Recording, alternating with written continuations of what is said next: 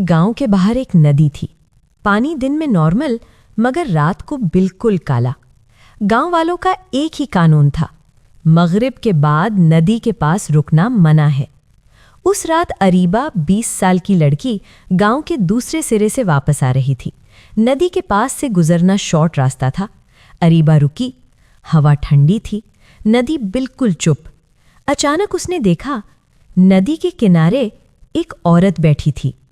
ना चेहरा शहर जैसा, ना गांव जैसा। बहुत लंबा जिस्म, हड्डियों जैसी पतली गर्दन और बाल जमीन को लगते हुए। अरीबा ने आवाज दी, कौन हो आप? औरत ने धीरे से सर घुमाया। चेहरा आधा जला हुआ, आंखें बिल्कुल सफेद, नाक गायब और होंठ उल्टे मुड़े हुए। उसने मुस्कुराने की कोशिश की, मगर जबड़ा हिलता ही नहीं था।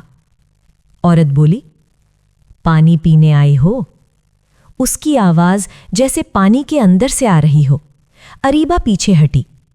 तब उसने देखा, औरत के पैर नदी के अंदर थे, मगर जिस्म किनारे पर, और पानी के अंदर और भी चेहरे हिल रहे थे। अरीबा भागी।